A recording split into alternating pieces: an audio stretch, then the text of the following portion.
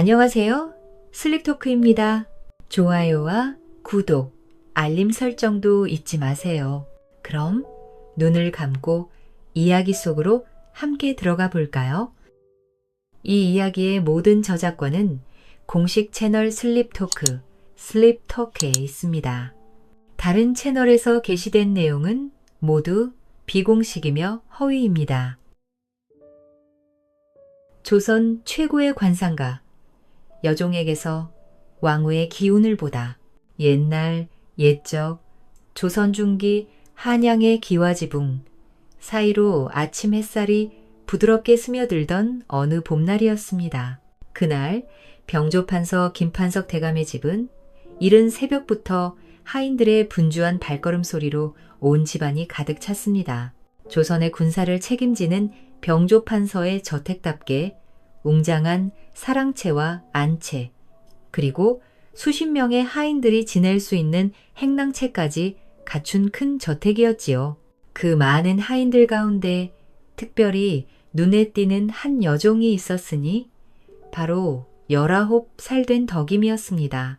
덕임은 어린 시절 굶주림에 지친 부모가 먹을 것과 바꾸어 이 집에 팔려온 지 벌써 10년이 되어가고 있었습니다. 처음에는 부모를 원망하기도 했지만 이제는 그 마음도 점점 무뎌져 이곳이 자신의 집이라 여기며 살아가고 있었답니다. 덕임의 외모는 그야말로 절세미인이었습니다.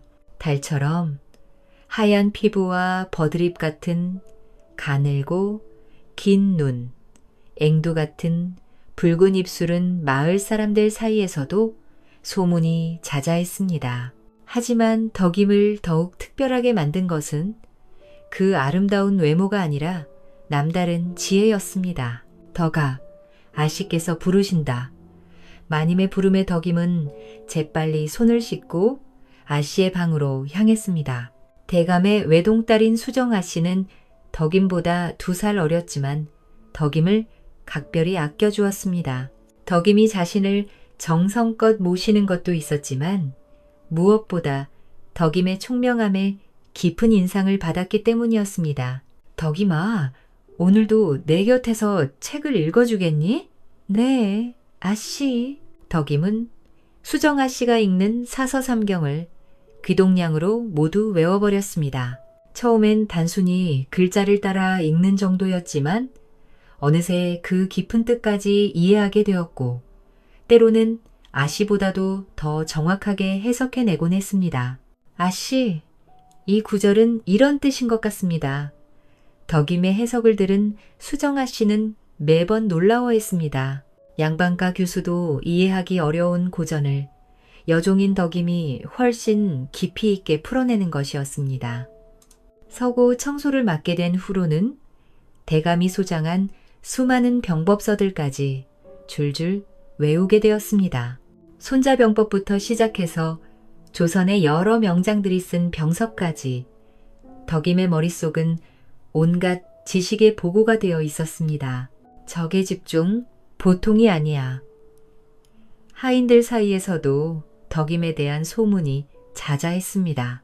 어떤 일을 시켜도 금세 익혀서 완벽하게 해내는 덕임을 보며 나이든 하인들은 감탄을 금치 못했습니다. 어느 화창한 봄날 오후 병조판서 김판석 대감댁에 특별한 손님이 찾아왔습니다. 조선 최고의 관상가로 이름난 현산 스님이었습니다. 대감은 평소 관상과 운세에 관심이 많아 가족들의 앞날을 알아보고자 현산 스님을 초청한 것이었습니다. 스님, 멀리서 수고하셨습니다. 별 말씀을 다 하십니다. 병조판서 대감의 부름이니 마다할 이유가 있겠습니까? 현산 스님은 먼저 대감의 관상을 보았습니다. 그리고는 고개를 끄덕이며 좋은 관상이라 말했습니다. 이어서 수정 아씨와 2명의 아들들까지 차례로 관상을 보고 운세를 풀이해 주었습니다. 모든 일을 마친 현산 스님이 집을 나서는데 호주머니에서 엽전 한 잎이 떨어졌습니다. 그때 마침 집 앞을 청소하고 있던 덕임이 그것을 발견했습니다. 스님, 이것 떨어뜨리셨습니다. 덕임은 정중히 허리를 굽혀 인사를 드리며 엽전을 건네주었습니다. 그 순간 현산 스님의 눈이 크게 번쩍였습니다. 덕임의 얼굴을 자세히 들여다본 스님은 깜짝 놀라 몇 걸음 뒤로 물러섰습니다. 이럴 수가. 스님의 입에서 탄성이 터져 나왔습니다. 덕임의 관상을 본 순간 스님은 자신의 눈을 의심했습니다. 분명히 여종의 옷을 입고 있지만 그 얼굴에는 왕후의 관상이 뚜렷하게 새겨져 있었던 것입니다. 계집아, 네 나이와 생년월일을 말해보거라. 덕임이 차근차근 대답하자 현산 스님은 더욱 놀라워했습니다. 관상뿐만 아니라 사주팔자까지 완벽하게 왕후의 운명을 타고난 것이었습니다. 앞으로 내 인생에는 큰 변화가 있을 것이다. 어떤 어려움이 닥치더라도 네 소신대로 밀고 나가거라. 하늘이 정한 운명은 아무도 막을 수 없느니라. 현산 스님의 신비로운 예언을 들은 덕임은 가슴 한구석이 뜨거워지는 것을 느꼈습니다. 여종인 자신에게 무슨 큰 변화가 있을 수 있을지 궁금했지만 왠지 모를 희망이 솟아오르는 것 같았습니다. 현산 스님이 다녀간 지 며칠 뒤 병조판서 김판석 대감댁에는 뜻밖의 위기가 닥쳤습니다. 중전마마로부터 보내온 극비밀서가 감쪽같이 사라진 것입니다. 그날 아침 대감은 안색이 창백해져 있었습니다. 평소 침착하기로 유명한 대감이 이렇게 당황하는 모습을 본 것은 처음이었습니다. 큰일 났다, 큰일 났어. 대감은 사랑채에서 혼자 중얼거리며 방 안을 서성였습니다. 그 밀서에는 중전마마가 정적으로 여기는 신하들의 명단과 그들을 제거할 계획이 상세히 적혀 있었습니다. 만약 이것이 적들의 손에 들어가면 중전마마는 물론 자신의 집안까지 영모죄로 몰려 멸문지화를 당할 수도 있었습니다. 아버님, 무슨 일이십니까? 큰아들이 걱정스러운 표정으로 물었지만 대감은 말할 수 없다며 고개만 저었습니다. 이런 기밀은 가족이라도 함부로 알려줄 수 있는 일이 아니었습니다. 덕임은 평소와 다른 대감의 모습을 보며 뭔가 심상치 않은 일이 벌어졌음을 직감했습니다. 대감이 며칠째 밤잠을 이루지 못하고 있었고 식사도 제대로 하지 않고 있었기 때문입니다. 무슨 일일까? 덕임은 조용히 대감의 행동을 관찰하기 시작했습니다. 대감은 계속해서 사랑채의 서재를 뒤지고 있었고 하인들에게도 혹시 이상한 것을 본 적이 없는지 은근히 물어보고 있었습니다. 분명히 뭔가를 찾고 계시는 거야. 덕임의 추리력이 발휘되기 시작했습니다. 그녀는 그동안 읽은 수많은 병서와 고전에서 배운 지혜를 동원하여 상황을 분석했습니다. 며칠 후 덕임은 우연히 중요한 단서를 발견했습니다. 빨래를 하던 중 한 하인의 옷에서 이상한 냄새가 나는 것을 맡은 것입니다. 그것은 밀람 냄새였는데 보통 중요한 문서를 봉인할 때 사용하는 것이었습니다. 누구의 옷이지? 덕임은 몰래 그 옷의 주인을 알아냈습니다. 새로 들어온 하인인 수동이었습니다. 수동이는 한 달 전부터 이 집에서 일하기 시작했는데 평소 말수가 적고 다른 하인들과도 잘 어울리지 않았습니다. 덕임은 수동의 행동을 더욱 자세히 관찰하기 시작했습니다. 그리고 놀라운 사실을 발견했습니다. 수동이가 밤마다 몰래 사랑채 근처를 배회하고 있었던 것입니다. 분명히 수동이가 뭔가를 훔쳤을 거야.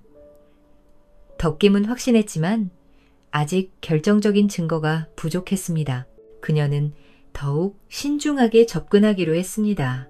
어느 날 밤 덕임은 수동이가 다시 사랑채 근처에 나타나는 것을 목격했습니다. 이번에는 뭔가 작은 봉투 같은 것을 들고 있었습니다. 수동이는 담장 너머로 그것을 던져주었고 담장 밖에서는 누군가가 그것을 받아갔습니다. 저건 뭐지? 덕김은 조심스럽게 수동이를 따라갔습니다. 수동이는 예조판서 방향으로 향하고 있었습니다. 예조판서는 병조판서와 정치적으로 대립하는 관계였습니다. 설마 덕임의 머릿속에 모든 퍼즐이 맞춰지기 시작했습니다. 수동이는 예조판서가 심어놓은 첩자였고 그가 훔친 밀서를 넘겨주고 있었던 것입니다. 다음 날 덕임은 대감께 모든 것을 보고했습니다. 대감님, 말씀드릴 것이 있습니다. 무슨 일이냐? 수동이가 밀서를 훔쳐 예조 판서댁으로 넘겨주고 있습니다. 대감은 처음엔 여종인 덕임의 말을 믿기 어려워했지만 덕임이 차근차근 설명하는 추리 과정을 들어보니 완전히 말이 되었습니다. 그렇다면 어떻게 해야 하겠느냐? 수동이를 잡아서 밀서의 위치를 알아내야 합니다. 하지만 그 전에 그가 예조판서와 연락하는 것을 막아야 합니다. 덕임의 지혜로운 조언에 따라 대감은 즉시 행동에 나섰습니다. 수동이를 붙잡아 신문한 결과 과연 덕임의 추리가 맞았습니다. 수동이는 예조판서가 보낸 첩자였고 밀서를 훔쳐서 넘겨주려 했던 것이었습니다. 다행히 밀서는 아직 예조판서의 손에 넘어가지 않았고 수동이가 숨겨둔 곳에서 무사히 찾을 수 있었습니다. 덕아, 내가 우리 집안을 구했구나. 대감은 감격하여 눈물을 흘렸습니다. 만약 덕임이 없었다면 자신의 집안은 물론 중전마마까지 큰 위험에 빠질 뻔했습니다. 내가 어떻게 너에게 보답해야 할까? 저는 그저 옳은 일을 했을 뿐입니다. 덕김의 겸손한 대답에 대감은 더욱 감동했습니다. 그는 곧바로 중요한 결정을 내렸습니다. 덕임아, 오늘부터 너는 더 이상 여종이 아니다.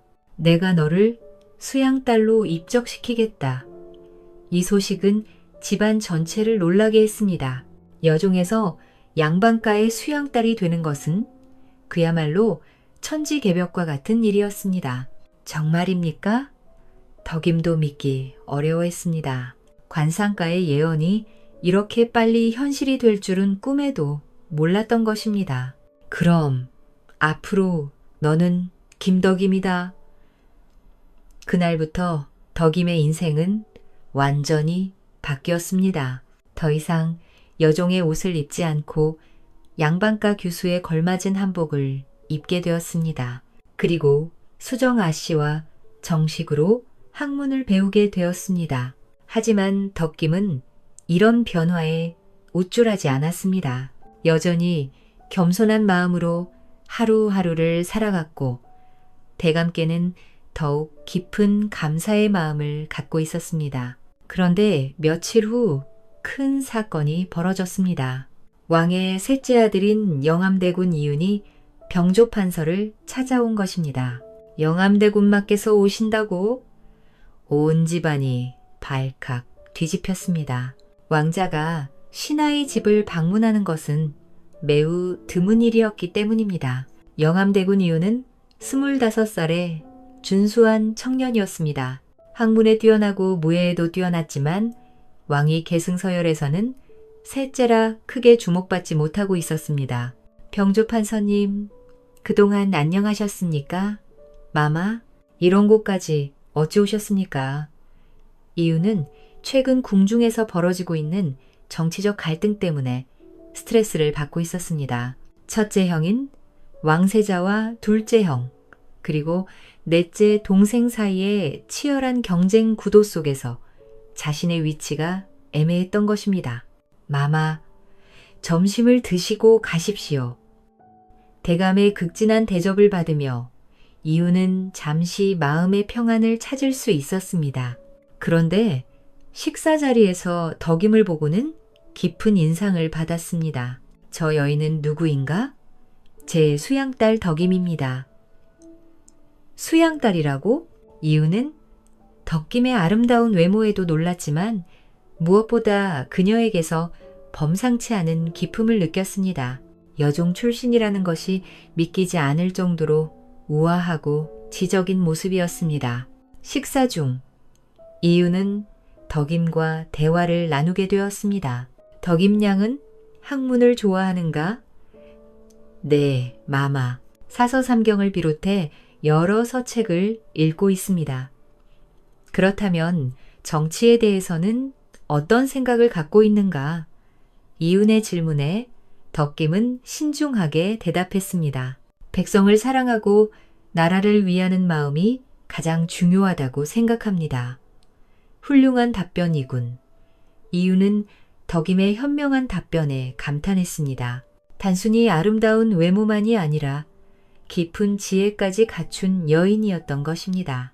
그런데 며칠 후 궁중에서 끔찍한 소식이 전해졌습니다. 첫째, 왕세자와 둘째 왕자가 갑자기 병을 얻어 위독한 상태에 빠진 것입니다.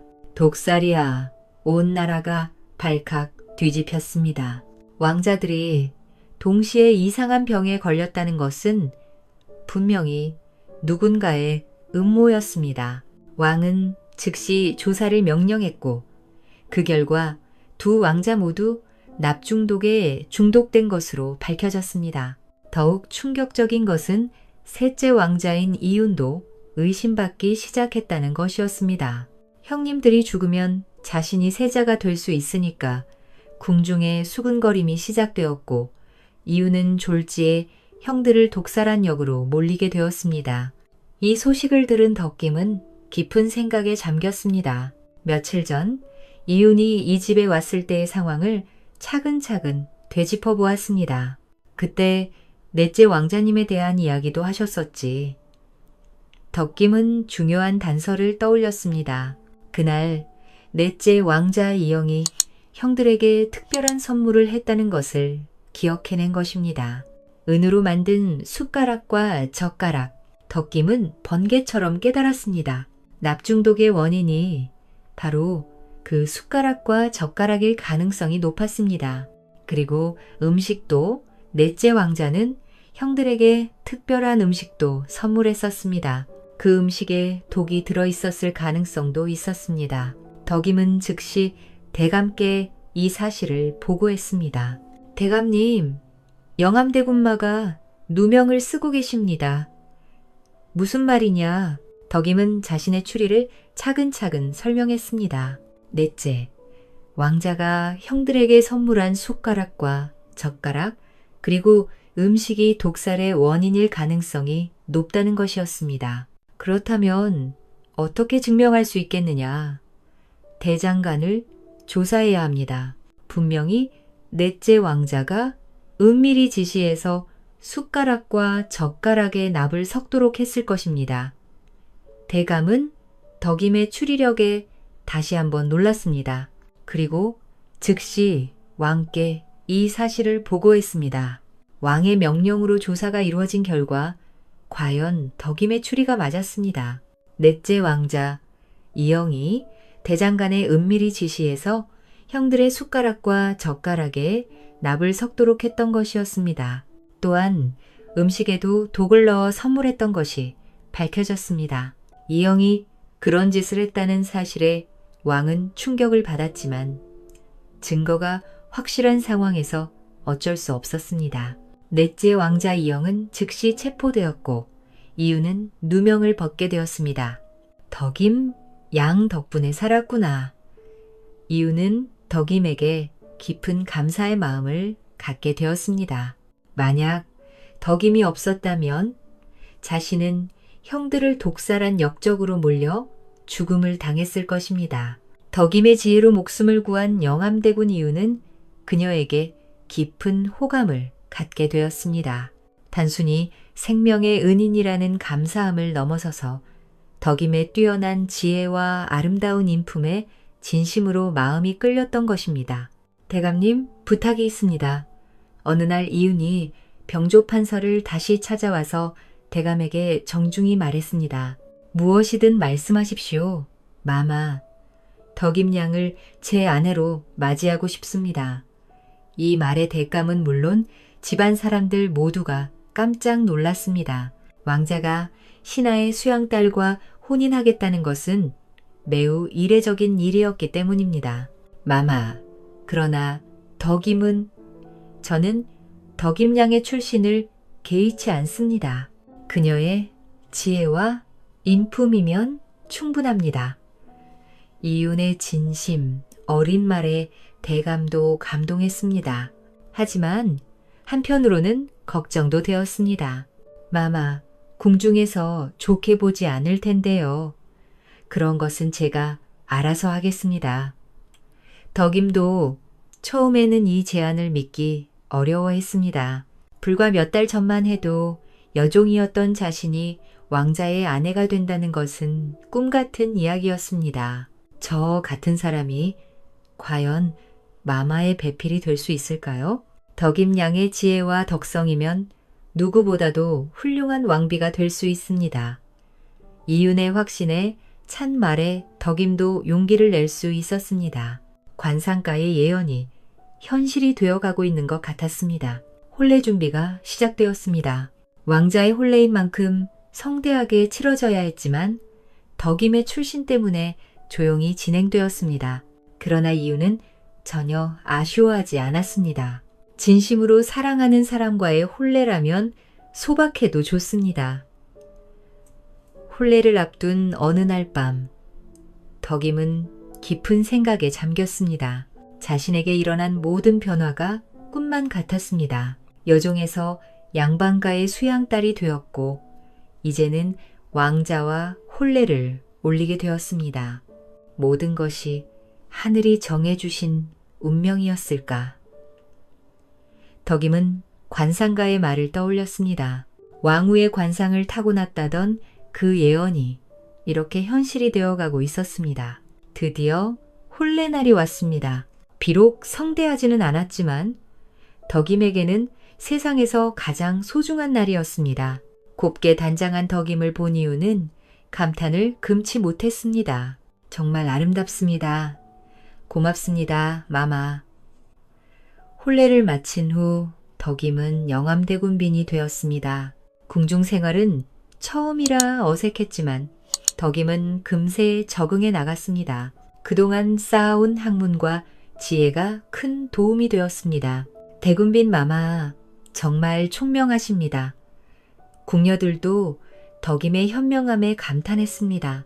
어려운 궁중 예법도 금세 익혔고 다른 왕족들과의 관계도 지혜롭게 풀어나갔습니다. 하지만 행복한 시간도 잠시 또 다른 시련이 기다리고 있었습니다.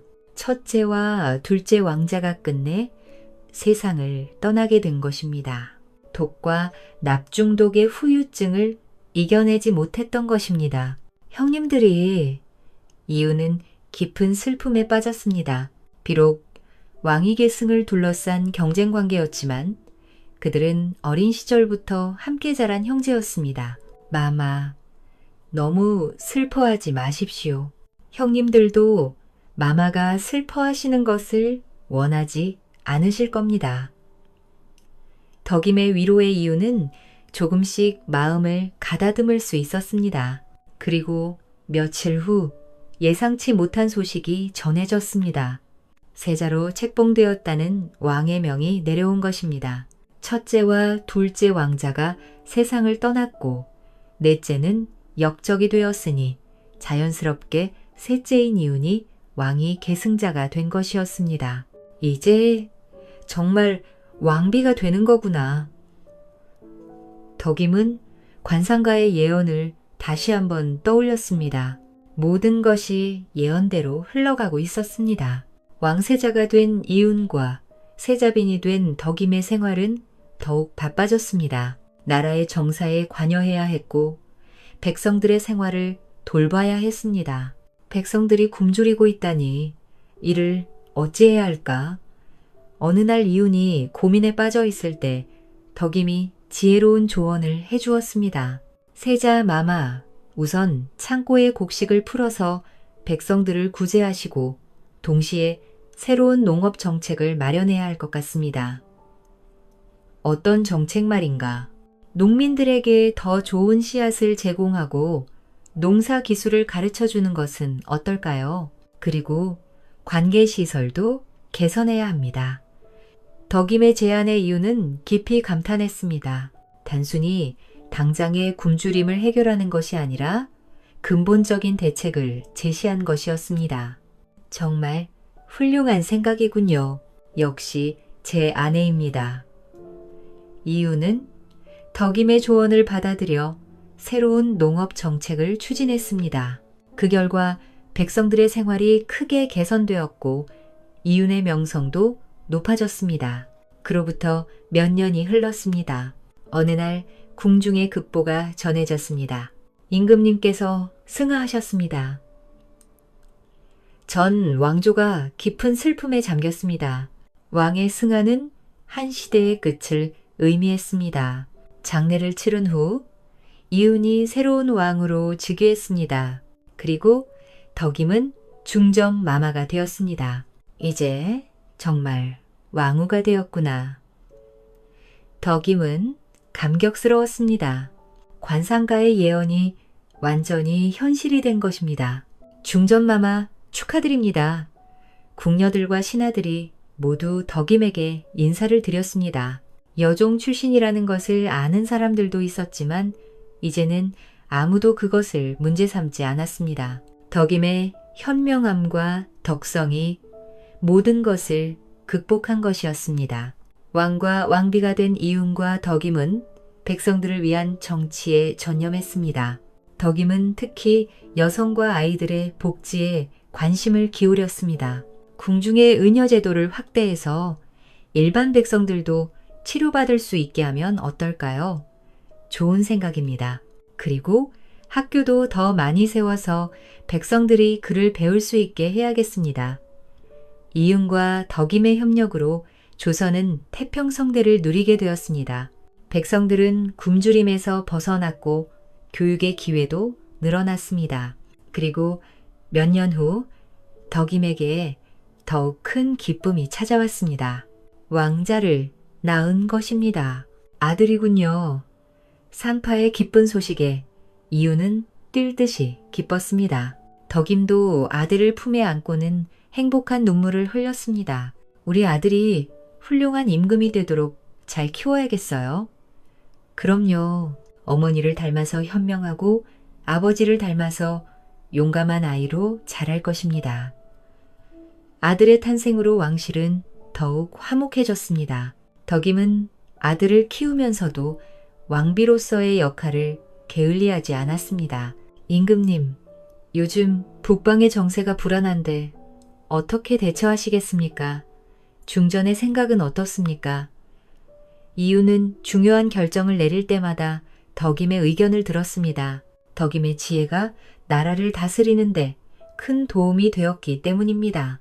우선 외교적 해결을 시도해보고 그래도 안 되면 군사적 대비를 해야 할 것 같습니다.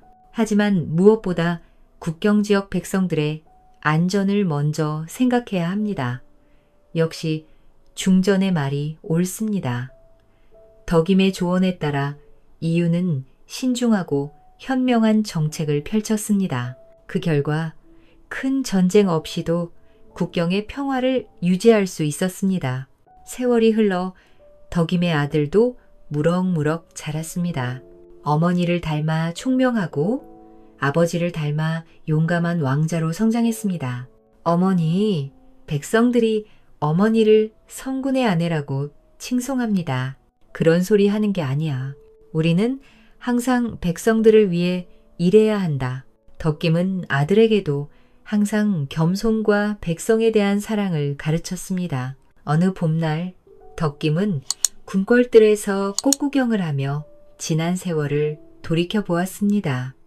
여종으로 태어나 온갖 고생을 했지만 결국 왕후가 되어 백성들을 위해 일할 수 있게 되었습니다. 정말 꿈만 같은 인생이었어. 그때 이윤이 다가왔습니다. 무슨 생각을 그리 깊게 하고 계십니까? 지난 일들을 생각하고 있었어요. 처음 만났을 때가 엊그제 같은데 벌써 이렇게 세월이 흘렀네요. 그때 중전을 만난 것이 제 인생 최고의 행운이었습니다. 저야말로 그렇죠. 두 사람은 서로를 바라보며 미소를 지었습니다. 험난한 과정을 거쳐 이룬 사랑이었기에 더욱 소중했습니다. 그날 밤 덕임은 옛날 병조판서에서 일하던 시절을 떠올렸습니다. 그때 만났던 관상가의 예언이 모두 현실이 되었습니다. 왕후의 관상을 타고났다고 했을 때는 믿을 수 없었는데 이제 덕김은 진정한 왕후가 되어 있었습니다. 단순히 지위만이 아니라 백성들에게 사랑받는 현명한 왕후가 된 것입니다. 몇 년이 더 지나자 덕임과 이윤의 치세는 조선 역사상 가장 태평성대로 기록되었습니다. 백성들은 더 이상 굶주리지 않았고 교육의 기회도 늘어났으며 나라는 평화로웠습니다. 어머니, 저도 어머니처럼 백성들에게 사랑받는 임금이 될 수 있을까요? 성인이 된 왕자가 덕김에게 물었습니다.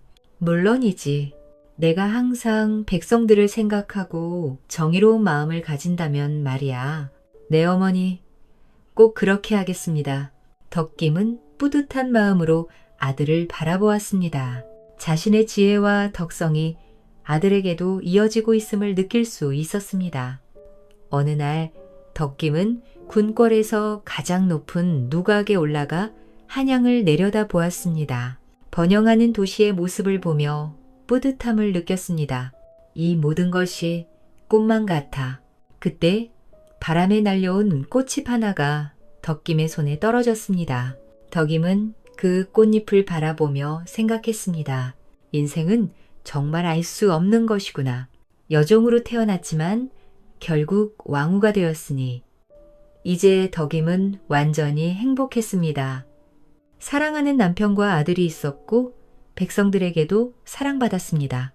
무엇보다 자신이 나라와 백성들을 위해 의미 있는 일을 하고 있다는 것이 가장 큰 보람이었습니다. 해가 저물어가는 누각에서 덕김은 마지막으로 하늘을 올려다 보았습니다.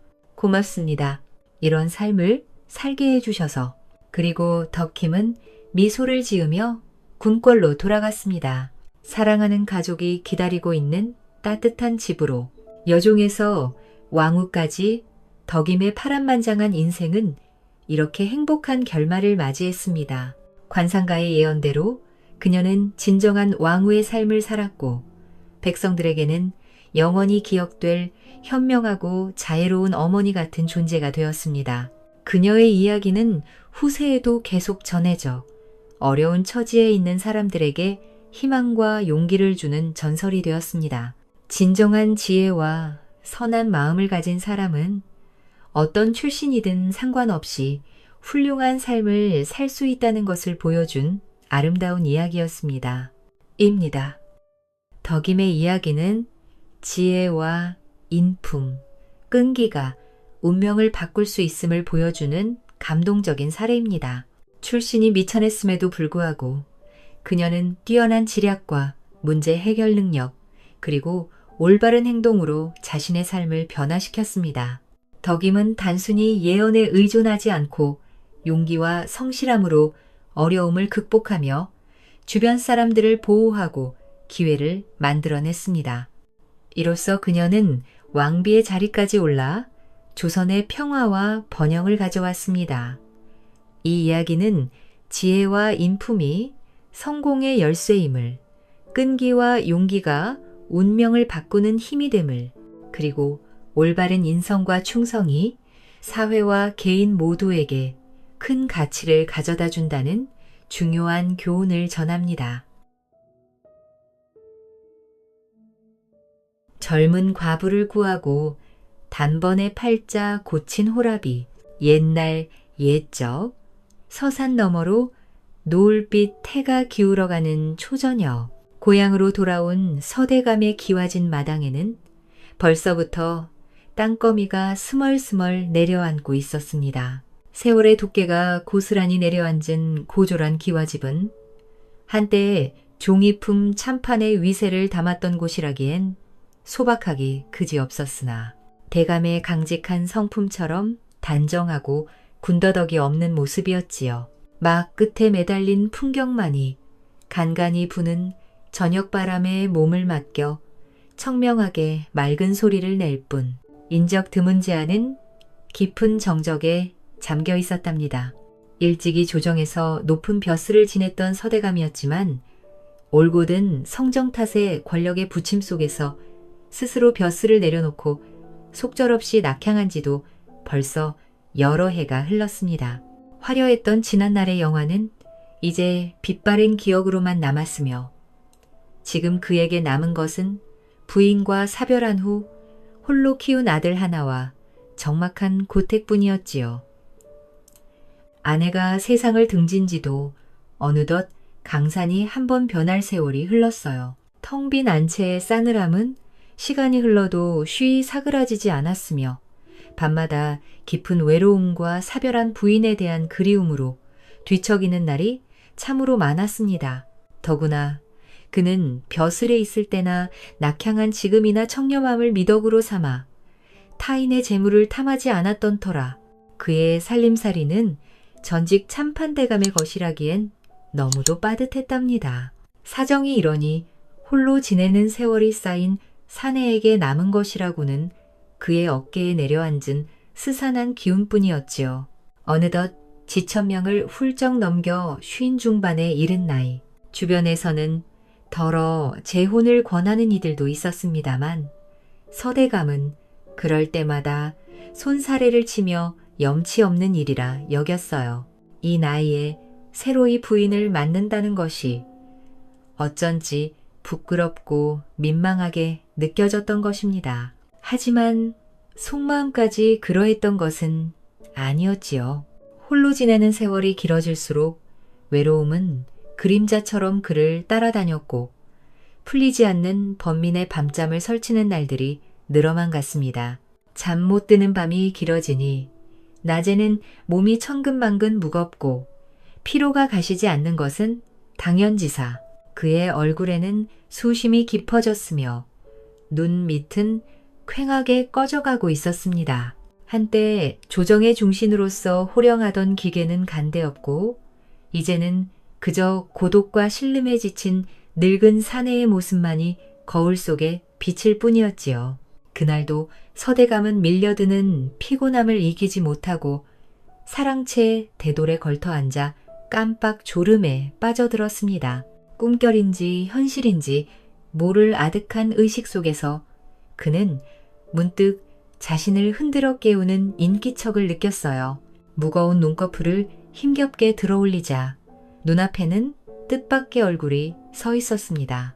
바로 옛 친구 홍대감이었답니다. 낙향한 후 근동에 아는이 하나 없어 적적했던 터에 옛벗의 방문은 가뭄 끝 단비처럼 반갑기 그지 없었습니다. 아니, 이게 누구신가? 홍승지 아니신가? 서대감은 저도 모르게 반가움에 목소리를 높였습니다. 허허, 서참판, 오랜만이구려. 명색이 선비의 근간을 둔 반가의 귀인께서 대낮부터 이리 졸고 계시면 어쩐다는 말이신가. 대돌에 기대어 잠에 빠져있는 모습이 영락없는 쓸쓸한 호라비의 모습일세.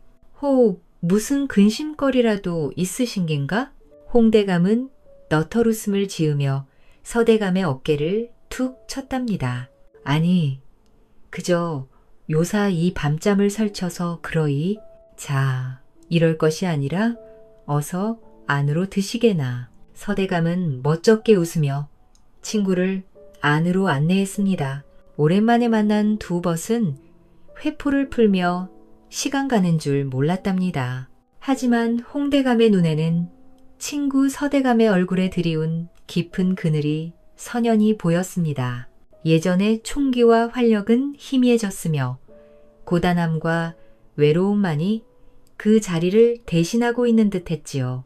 친구의 안색을 살피던 홍대감은 안타까운 마음을 누르며 조심스레 사담을 건네기 시작했어요.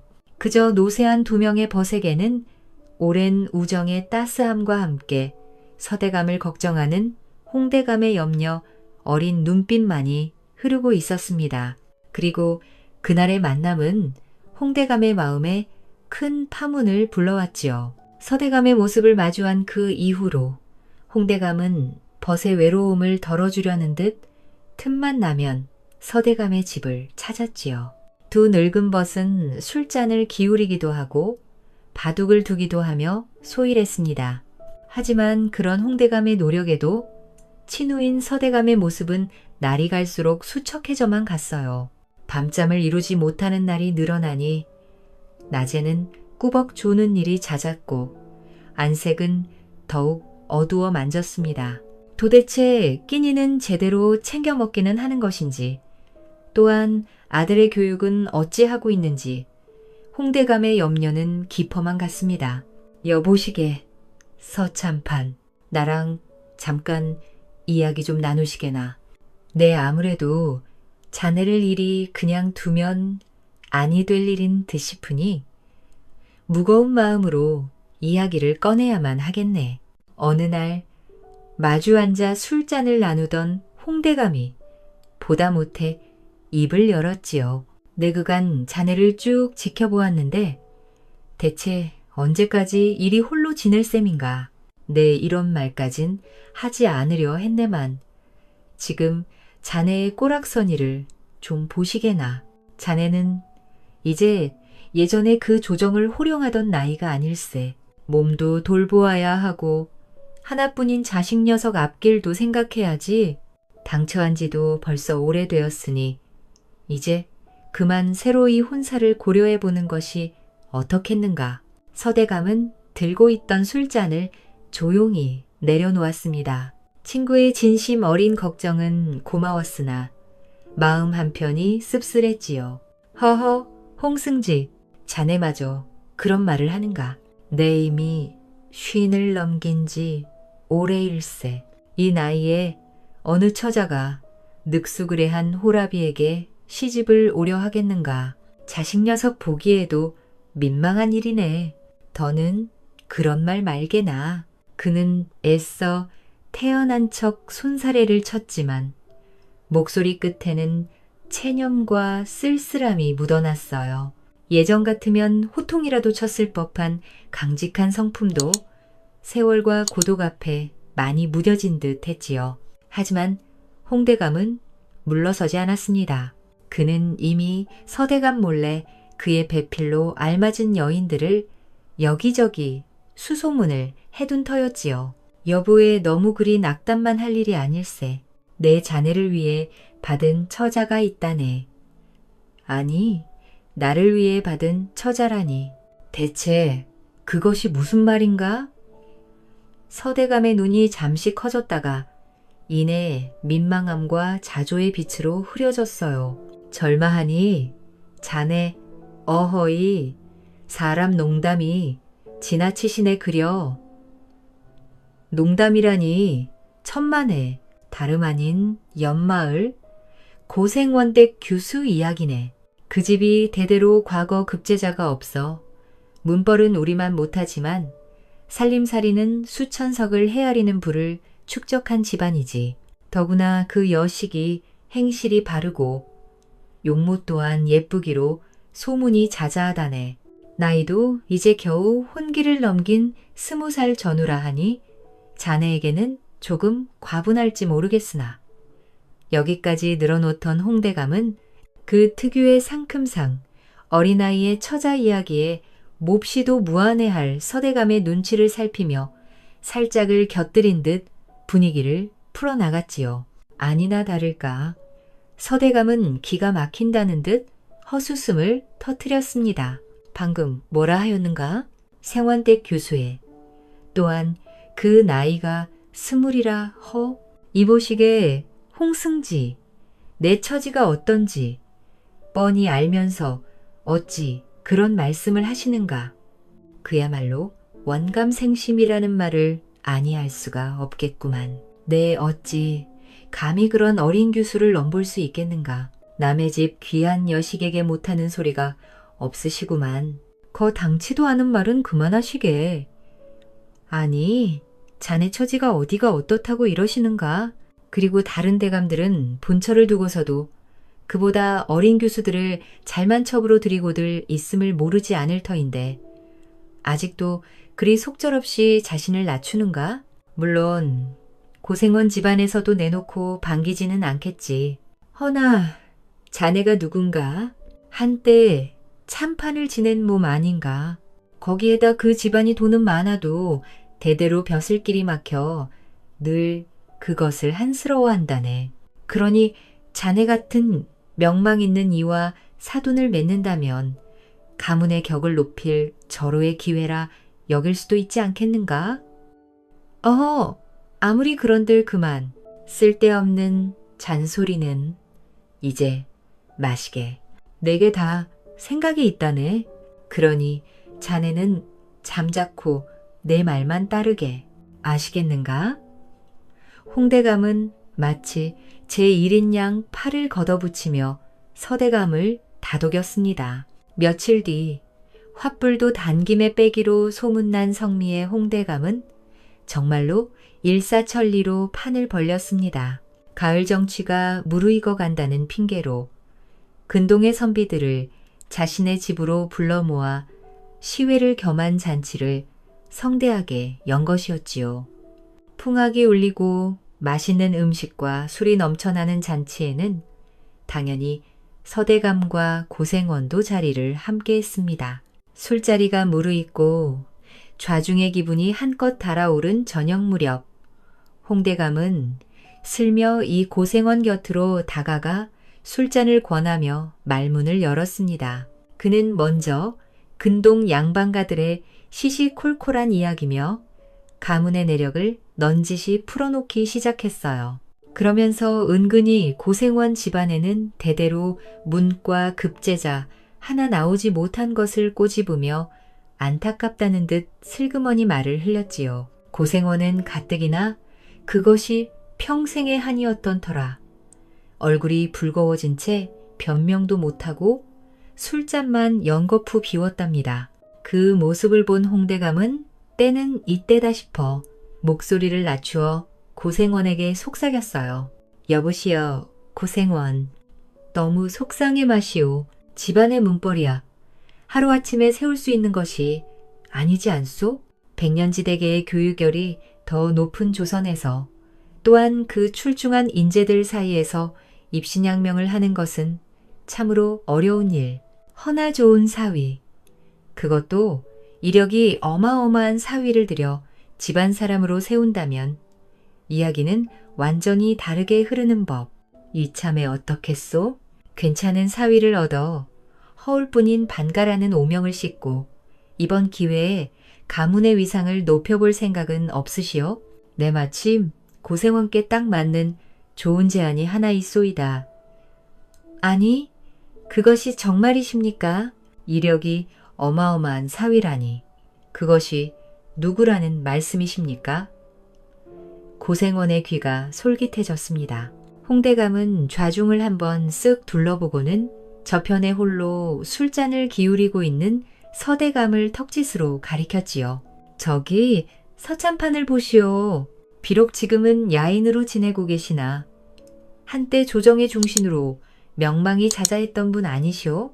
저런 분을 사위로 맞으신다면 고생원 때 가문에도 큰 빛이 될 것이외다. 멀리서 찾을 것 없이 바로 이 자리에 좋은 인연이 있지 않겠소? 순간 술렁이던 잔치 자리에 찬물을 끼얹은 듯 정적이 흘렀습니다. 주변에 앉아있던 선비들은 홍대감이 술김의 망령이라도 든 것인가 하여 서로 눈치만 살폈고 멀찍이서 자신에게 쏠리는 겸연쩍은 분위기를 읽은 서대감은 얼굴이 홍당무처럼 붉어져 어쩔 줄 몰라 했어요. 가장 놀란 것은 고생원이었답니다. 그는 술기운이 확 달아나는 것을 느끼며 잠시 말을 잇지 못했습니다. 참판을 지낸 서대감과 사돈을 맺는다는 것은 가문의 영광임이 분명했으나 예전의 명성과는 어울리지 않을 정도로 초라해진 그의 많은 나이와 수척한 행색이 마음에 걸렸지요. 잠시 깊은 생각에 잠겼던 고생원은 이내 홍대감에게 말했습니다. 저 일단 혼인은 일륜지대사라 하였으니 이 자리에서 저 혼자 결정할 사안은 아닌 듯 싶습니다. 우선은 저희 집사람과 상의부터 좀 해본 이후에 확답을 드릴 수가 있을 것 같습니다. 그렇게 그날 밤 집으로 돌아온 고생원은 부인에게 홍대감의 제안을 조심스레 털어놓았어요. 그러나 부인의 반응은 싸늘하다 못해 얼음장 같았답니다. 아니, 여보, 지금 제정신이십니까? 그놈의 문벌. 도대체가 그 팔랑귀가 또 이번에는 어디서 무슨 소리를 듣고 와서는 이 말 같지도 않은 소리를 해대시는 것이냐는 말입니다. 아주 그만 좀 하셔요. 그것이 어디 쌀밥이나 먹여주냐는 말입니까? 부인은 답답하다는 듯 속사포처럼 말을 이어갔지요. 우리가 지금 사는 것에 부족함이 없고 누구나 우리의 가세를 부러워하고 있거늘 대관절 무엇이 아쉽다 하여 그 늙고 가난한 호라비에게 우리 귀하디기한 딸을 내치듯 넙죽 던져주란 말씀이에요. 부인! 아무리 그래도 그 말씀이 너무 과하신 것 아니오?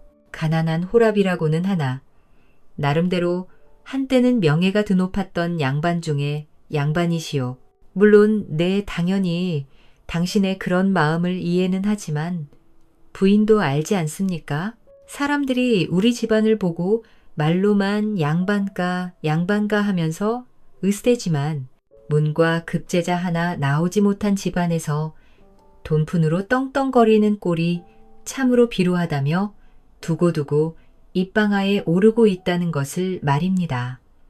그 사람 그저 일개의 가난한 호라비로 치부할 사람은 아닙니다.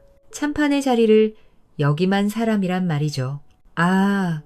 글쎄 참판하이고 뭐가 됐든 같네.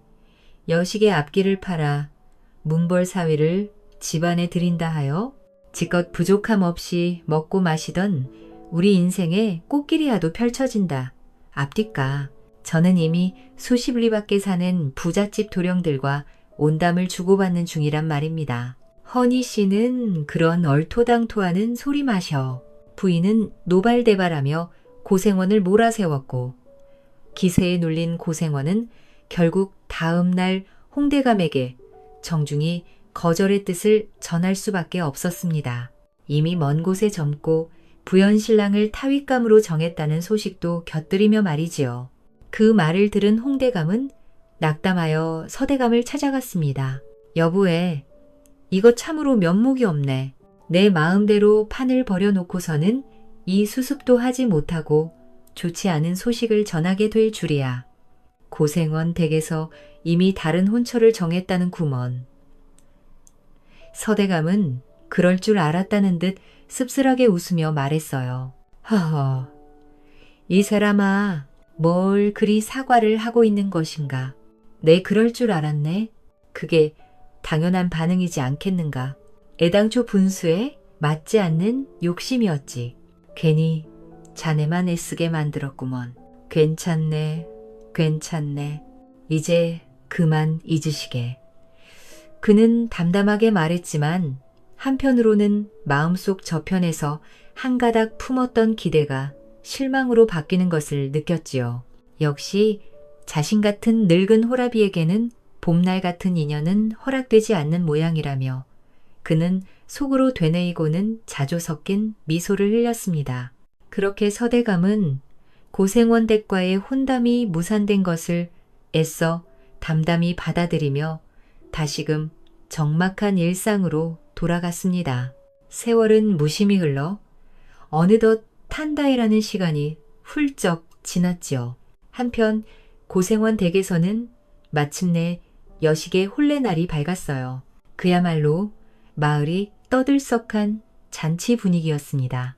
곱게 단장한 신부는 수줍은 얼굴로 신랑이 오기만을 기다리고 있었고 고생원 내외는 딸의 앞날을 축복하며 분주히 손님들을 맞이하고 있었습니다.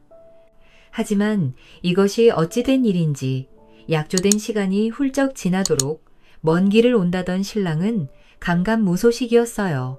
처음에는 길이 멀어 늦는가 보다 여겼던 사람들의 얼굴에도 점차 초조함과 불안감이 서리기 시작했습니다.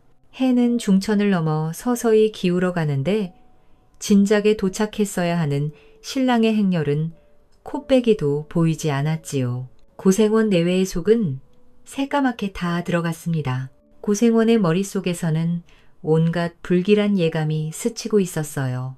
설마 오는 길에 무슨 병고라도 생긴 것은 아닐까? 만약에, 정말로 만약에 그런 불상사가 일어났다면 이대로 딸아이가 혼례도 치르지 못하고 파혼이라도 당하면 어찌하오. 이미 초래천까지 성대하게 차려놓은 마당에 이 일을 어찌 수습해야 할지 눈앞이 캄캄했습니다. 웅성거리던 하객들 사이로 툴렁이 파도처럼 번져나가던 바로 그때였어요. 멀리서 흙먼지를 일으키며 몇몇 인형이 황급히 달려오는 것이 보였답니다. 바로 신랑 측에서 보낸 청지기와 하인들이었지요. 그러나 그들의 낳친 잔치에 참여하려던 사람들의 모습과는 걸맞지 않게 몹시 초조하고 다급해 보였습니다. 청지기는 헐떡이는 숨을 겨우 고르며 고생원을 조용히 뒷마당으로 데려간 후 그 앞에 엎드려 비통한 소식을 전했답니다. 고생원의 불길한 예감은 그대로 현실이 되었어요. 어르신, 큰일 났습니다. 신랑 되실 도련님께서 오시는 길에 그만 낙마하시어 목숨을 잃고 마셨지 뭐겠습니까요? 지금 그 주검을 수습하여 황망이 본가 쪽으로 되돌아가고 있고 행렬 중 일부였던 저희가 이 소식을 전하기 위해 부랴부랴 달려온 것입니다요. 순간 잔치마당에는 싸늘한 침묵이 감돌았습니다. 고생원은 하늘이 무너지는 듯한 충격에 휘청거렸고 안채에서 소식을 전해 들은 고생원의 부인은 그 자리에 풀썩 주저앉아 실신할 듯 통곡하기 시작했어요. 혼례 당일날에 혼사를 치르 신랑이 죽다니 무슨 하늘의 날벼락 같은 일이란 말인가요? 채 신랑의 처지도 딱하게 되었지만 사실 고생원의 걱정은 그것이 아니었습니다. 양반가의 풍속대로라면 이제 자신의 딸은 신랑의 얼굴 한 번 보지도 못했음에도 혼담을 나누고 초례를 열었다는 이유만으로 평생을 청상과부 꼬리표를 붙인 채 살아야 할 기구한 운명에 놓이게 된 것이었지요. 곱디고 온 딸아이의 앞날이 시커먼 먹구름에 뒤덮이는 순간이었으니 청천벽력이 따로 없었습니다. 온 집안이 충격과 슬픔 그리고 당혹감에 휩싸여 어찌할 바를 모르고 있을 때 구석에서 이 모든 상황을 착잡한 심정으로 지켜보던 이가 있었습니다. 그는 바로 홍대감이었어요. 홍대감 역시도 신랑의 급사 소식에 안타까움을 금치 못했으나 이내 그의 머릿속에는 번개처럼 한 가지 묘한 이가 스쳐 지나갔습니다. 그는 황망해하는 고생원에게 조용히 다가가 귀속말을 건넸지요. 여보시오, 고생원, 내 참으로 이 흉사에 그 어떤 위로를 하여야 좋을지 감도 오지 않는구려.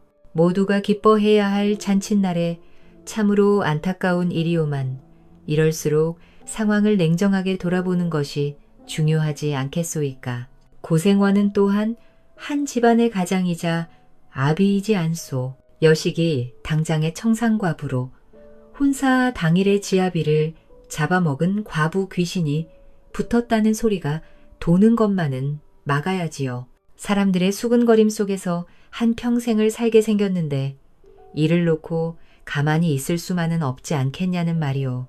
어차피 일이 이미 이렇게 되었으니 마을 사람 입방아에 오르내리는 것은 피할 수 없을 것이오. 하나 신랑이 급사하였다는 소식을 아는 것은 고생원 내외와 나뿐이니 사람들에게는 아직 이 혼가 끝난 것은 아닙니다.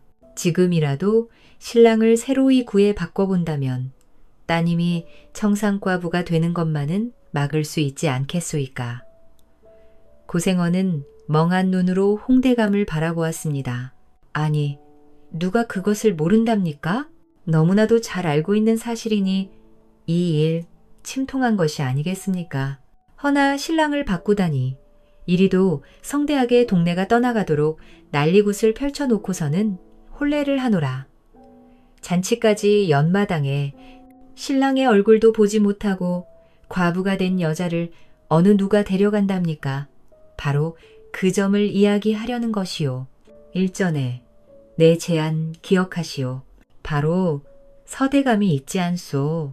지난번 내가 혼담을 넣었을 때 받아들이지만 않았을 뿐 대감도 안을 박으며 내치지는 않았었소. 지금 가서 사정을 이야기하면 그의 성품상 이러한 딱한 처지를 외면하지는 못할 것이오. 어차피 초래청은 차려졌고 여기 모인 하객들은 오늘 맞이할 본래의 신랑이 변고를 당했다는 사실을 아직 모르지 않소. 허니 지금 서대감을 신랑으로 맞이하면 대감 따님은 청상과부가 되는 불행을 면하고 대감 가문은 명있는 사위를 얻게 되는 것이니 이보다 더 좋은 방도가 어디 있겠소. 아니 그렇소. 소시적 교정에서 협상가이자 달변가로 통했던 홍대감의 눈빛은 확신에 차 있었습니다. 고생원 부부는 홍대감의 말에 잠시 망설였어요. 하지만 딸아이가 평생 청상과부의 꼬리표를 달고 살아야 한다는 생각을 하니 그것만큼은 못할 짓이었습니다. 비록 나이가 많고 가난하지만 인품 좋고 명망 높은 서대감을 사위로 맡는 것이 차라리 낫다는 판단이 들었지요. 결국 그들은 지푸라기라도 잡는 심정으로 홍대감의 제안을 따르기로 했습니다. 이렇게 뜻밖의 일을 읽어낸 홍대감은 곧장 마을을 달려 서대감의 집으로 향했습니다. 갑작스러운 친구의 방문에 어리둥절해하는 서대감에게 홍대감은 자초지종을 숨김없이 설명했어요. 신랑이 갑작스러운 죽음으로 과부가 될 위기에 처한 고생원의 딸, 그리고 다시 없을 기회. 홍대감은 서대감을 설득하며 어서 사모관대를 차려입고 초래청으로 가자고 재촉했답니다. 그러나 묵묵히 이야기를 모두 듣고 있던 서대감의 얼굴이 매우 굳어버리는 것이었어요. 그는 천천히 고개를 저었지요. 어허 여보, 홍승진에 나를 아끼는 자네의 마음 모르는 것은 아닐세. 허나 나를 어찌 그리 모렴치한 사람으로 만들지 못해 안달이 났다는 말인가? 어찌됐든 사람의 목숨이 안타깝게 져버린 일이 아니겠는가? 어쩜 그리도 밝은 얼굴을 하실 수가 있으시다는 것인가? 내가 남의 불행을 틈타 내 사익을 도모하는 사람으로 내몰아야 자네의 마음이 편하겠는가? 이는 이 나라 종묘사직에 몸담은 선비로서 참아할 짓이 못되네. 허니 돌아가시게. 서대감의 목소리는 단호했지요. 하지만 그 속에 어딘가 흔들리고 있는 목소리의 끝을 눈치 빠른 홍대감이 읽지 못할 리가 없었습니다. 홍대감은 친구의 팔을 붙잡고 간절하게 호소했답니다. 여보게, 물론 내 자네의 그 청렴함 모르는 바는 아닐세. 아주 잘 알고 있기에 그 대쪽 같음을 흠모하여 내가 자네와 이토록 오랜 기간 벗으로 지내며 기쁨을 나누지 않았겠는가? 하지만 말이야, 자네는 그 고지식한 면을 내려놓지 않는 이상 영원히 답답한 인생을 살 것이 뻔하다는 말이세. 자네가 신랑의 죽음에 책임이 있는 것도 아니지 않은가? 그저 하늘의 뜻이 그러했을 뿐일세. 자, 냉정하게 한번 생각해 보시게나. 신랑이 죽었다 한들 이미 혼례식을 열고 혼사를 치른 것이나 진배 없는 것이 되어버렸는데 앞길이 창창한 신부는 어쩌라는 말인가. 지금 자네가 나서지 않으면 저 어린 신부는 평생을 한 맺힌 과부로 살아야 하네. 친우를 설득하려는 달변과 홍대감의 설파가 계속되었어요. 또한 자네의 처지를 생각해보게. 언제까지 그리 외롭게 지낼 셈인가. 자고로 사내는 여인의 손길이 닿지 않으면 나이를 먹을수록 시들어가는 법이야.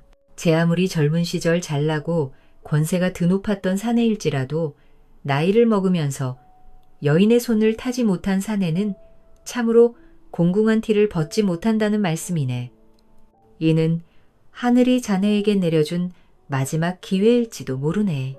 자네가 나서지 않는다면 저 불쌍한 처자는 죽을 때까지 서방 잡아먹은 과부라는 꼬리표가 붙어 그야말로 불행한 삶이 펼쳐진다는 것을 잘 알지 않나? 허니 이 사안을 외면하지 말게나. 홍대감의 진심 어린 설득은 계속 이어졌고 한참 동안이나 열변을 토하던 그의 정성에 서대감의 마음도 조금씩 움직이기 시작했습니다.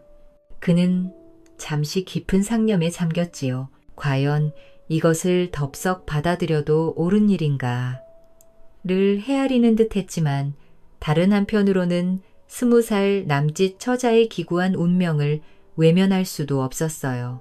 또한 자신의 외로운 처지를 생각하니 홍대감의 말이 아주 틀린 것 같지도 않았음은 덤이었지요. 오랜 침묵 끝에 서대감은 마침내 무겁게 입을 열었습니다. 그래, 알겠네. 자네의 뜻을 따르겠네. 그는 떨리는 손으로 사모관대를 찾아 입었지요. 차림하기 짝이 없는 홀레복이었지만 그는 애써 마음을 다잡고 홍대감과 함께 고생원 댁으로 향했답니다. 자신의 운명이 이토록 희한하게 그리고 또 극적으로 뒤바뀔 줄은 몰랐던 서대감은 참으로 무안하면서도 씁쓸한 미소를 지으며 말등에 올랐습니다. 초래청으로 향하는 그의 발걸음은 무거웠지만 또 한편으로는 알 수 없는 기대감과 설렘이 그의 가슴 속에서 조용히 피어오르고 있었습니다. 고생원댁 대문 앞 여전히 잔치의 흔적이 남아 있었으나 분위기는 사뭇 달랐습니다. 뒤늦게 도착한 느수그란 신랑 서대감의 등장은 모여든 하객들과 구경꾼들 사이에 당혹스러운 술렁임을 자아냈어요. 아니, 뭐야? 저 사람이 신랑이야?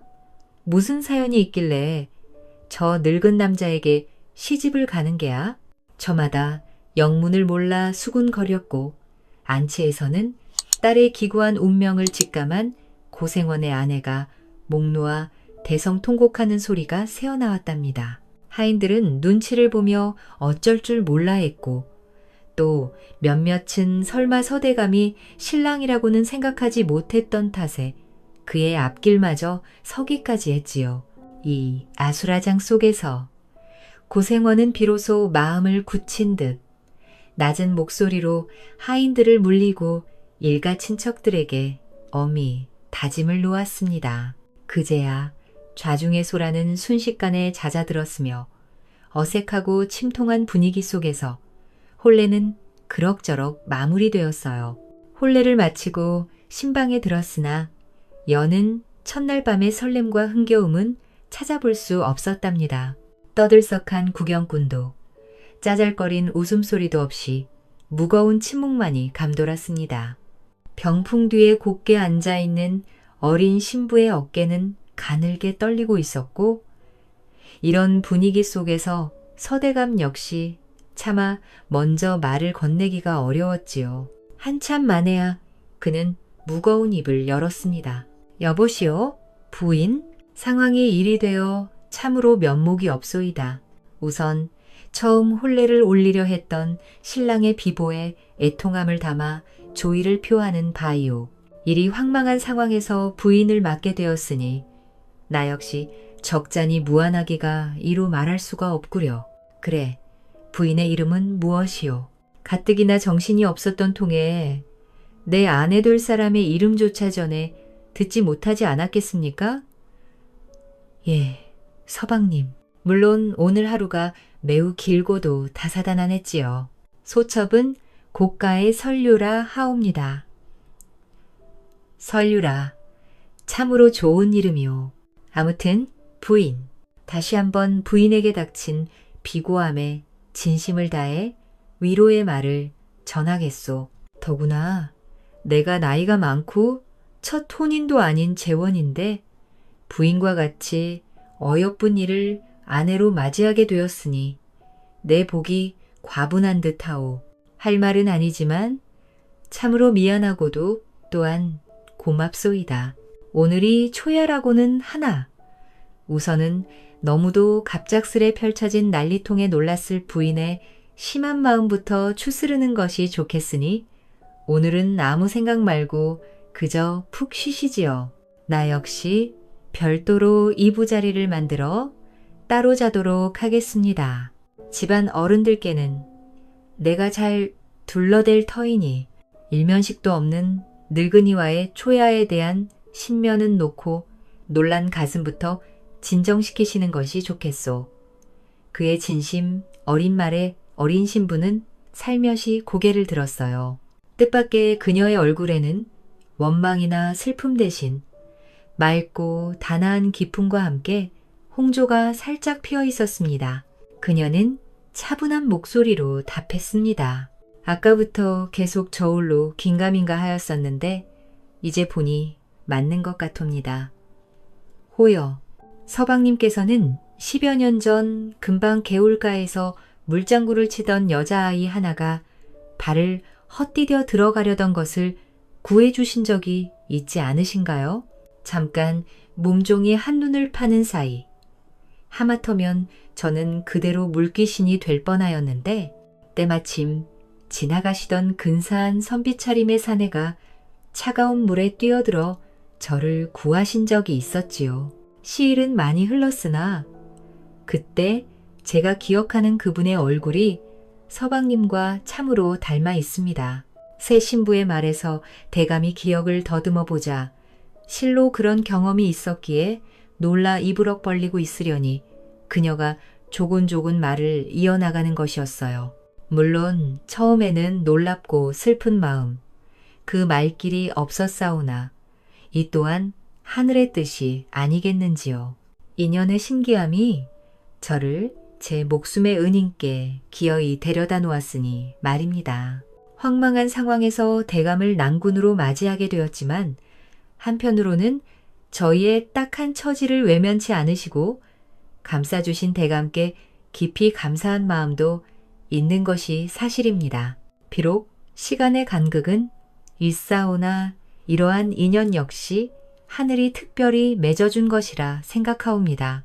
남들이 뭐라 하든 이제 우리 부부가 서로 아끼고 의지하며 행복하게 잘 살면 그뿐이라 여기겠사오니 부디 대감께서도 불편한 마음은 거두어 주시옵소서. 애당초 그날 대감께서 저를 구하지 않으셨다면 이 나이에 저 역시도 없었을 것이니 말입니다. 초첩은 이제 대감을 하늘 같은 지아비로 여기고 충실히 내조하게 싸웁니다. 어린 신부의 당차고 속 깊은 말에 서대감은 놀라움과 함께 깊은 감동을 느꼈습니다. 그는 자신보다 훨씬 어린 신부의 지혜와 배려심 앞에서 스스로가 부끄러워짐을 느꼈지요. 그날 밤 두 사람은 어색하지만 진솔한 대화를 나누며 서로의 마음을 조금씩 열어갔답니다. 이윽고 특별한 인연으로 맺어진 신혼의 밤은 부부의 주고받는 말 속에서 조용히 날이 밝아왔고 어린 신부는 혼인한 지 사흘도 채 되지 않아서 대감에게 말했습니다. 서방님, 드릴 말씀이 있어옵니다. 이제 이곳 저희 본가에서는 어서 벗어나는 것이 좋을 듯 싶습니다. 저도 이젠 서가의 안식구가 된 사람으로 하루라도 빨리 집안의 살림들을 익혀나가야지요. 특별한 인연으로 맺어진 인연이니 더욱 시간을 지체할 이유도 없습니다. 어서 우리의 집으로 넘어가요. 부인 참으로 그 성미가 못 말리겠소. 무엇이 그리 급하다고 벌써 처가에서 벗어나시는 게요? 그 말씀을 부모님이 들으시면 서운하실 수 있소이다. 내 두고두고 부인 같은 천하제일의 색시를 맞이한 것을 하늘에 감사해야 하겠구려. 그리하여 설류의 청으로 두 사람은 서둘러 짐과 살림살이들을 수레에 싣고 서서 대감의 집으로 향했습니다. 그리고 놀랍게도 도착한 지 하루도 안 돼요. 그녀는 소매를 걷어붙이고 집안 살림을 야무지게 꾸리기 시작했지요. 제 나이보다도 훌쩍 많은 전처 소생인서 대감의 아들을 마치 제 자식처럼 살뜰히 보필했고 넉넉지 못한 살림에도 불평 한마디 없이 알뜰하게 집안을 꾸려나갔답니다. 서대감은 한편으로 쑥스러우면서도 또 한편으로는 자신에게 찾아온 이 뜻밖의 행운에 얼굴에서 웃음이 떠나질 않았어요. 그리고 이 모든 기회를 만들어준 자신의 예쁜 신, 홍대감에게도 마음속 깊이 고마움을 느꼈습니다. 주변 사람들은 서대감 부부의 많은 나이 차이를 두고 처음에는 수군거리며 험담을 늘어놓기도 했지요. 허나 시간이 점점 흘러 그들이 여전히 서로를 아끼며 행복하게 지내고 또한 가문이 나날이 번창하는 모습을 지켜보며 그 생각을 바꾸었어요. 혹자는 여전히 그들의 결합이 자연스럽지 못하다고 여기기도 하였지만 또 다른 많은 이들은 온갖 역경과 우연 속에서 맺어진 그들의 인연이야말로 하늘이 맺어준 진정한 천생연분이라며 칭찬하기에 이르렀습니다. 서방님, 본디, 제 삶이 행복치 아니하고 타인을 시기 질투하며 가진 심성이 부족한 못난이들은 다른 사람의 인생에 흠집을 내고 악다구니를 놓는 것을 유일의 낙으로 삼는 법이랍니다. 끝끝내 자신의 생각이 진리인 것처럼 왈가왈부하며 추한 모습을 잃지 않는 것이 바로 그들의 천성이지요. 애초에 그들은 남의 가정사나 남의 행동거지가 그 어떻다 한들 마음에 드는 법이 없는 종자들입니다. 그저 그들은 험담과 불평불만이 하루 일과인 자들이니까요. 허니 주변 풍문에 휘둘리실 필요가 전혀 없사옵니다. 다른 이들의 시선이 어떻든 당사자들인 두 사람끼리 부부로서의 소임을 다하고 인애, 옌, 이를 지을 바탕으로 바르게 살면 그것으로 되지 않았겠느냐. 나이에 걸맞지 않게 대범한 소리를 하는 설류였습니다. 서대감은 그 진중함과 어른스러움에 다시 한번 감탄을 금치 못했답니다. 세월이 흘러 어린 부인은 이듬해 처사들을 낳았습니다. 그리고 몇 년 터울로 아들과 딸을 더 낳아 집안에 많은 자식을 두게 되었지요. 그녀의 현명한 내조와서 대감의 올곧은 가르침 속에서 자란 자식들은 말할 것도 없이 모두 뛰어난 인재로 자라났습니다. 훗날 두 아들은 모두 과거에 급제하여 높은 벼슬에 올랐고 또한 막내딸 역시 좋은 집안으로 시집을 가 그 집안의 현모양처가 되어 가문을 부흥하는 데 지대한 공을 세워 그야말로 안주인으로서의 위상을 드높였지요. 서 대감의 가문은 크게 번창하였고 그 후손들 또한 대대로 복록을 누렸답니다. 후세에 전해지기를 서대감과 아들 그리고 그 손자까지도 무려 3대가 정의품 이상의 문을 역임한 가문에 주어지는 영예인, 기로소에 드는 큰 명예를 얻게 되었다 하였습니다. 기로소는 조선시대에 관직에서 물러난 문신들을 예우하기 위해 설치한 관청으로 국가원로 예우를 위한 명예의 기구였지요. 이는 서대감이 홀로 외롭게 지낼 때는 감히 상상조차 할 수 없었던 가문의 경사였습니다. 서대감은 이 모든 행운과 행복이 곤경에 처한 자신을 외면하지 않았던 친구 홍대감의 도움 없이는 얻을 수 없음을 알고 있었어요. 또한 어린 나이에도 지혜롭게 가정을 일으킨 자신의 젊은 부인 설류의 뛰어남을 늘 칭찬하며 자신의 아내 자랑에 여념이 없었습니다. 그는 홍대감과 오래도록 깊은 우정을 나누었으며 그 인연은 후손들에게까지 이어졌다고 전해집니다.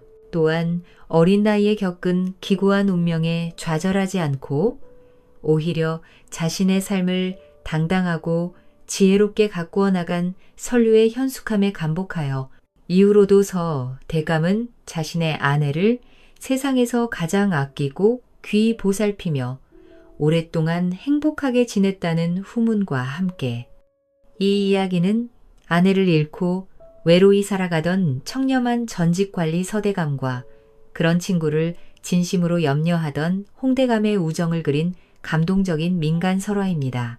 홀로 쓸쓸히 살아가던 서대감은 친구의 권유로 뜻밖의 인연을 맺게 되고 불행히도 혼례날 신랑을 잃은 젊은 여인을 구하게 됩니다. 처음에는 남의 불행을 이용하기 싫어 망설였지만 결국 연민과 의리로 손을 내민 서대감의 선택은 새로운 행복의 문을 열었습니다. 세월의 끝자락에서 만난 인연이었지만 두 사람은 서로의 삶에 따뜻한 빛이 되어 주었지요. 이 이야기는 진심과 자비로 맺어진 인연은 반드시 복으로 돌아온다는 교훈을 전해줍니다.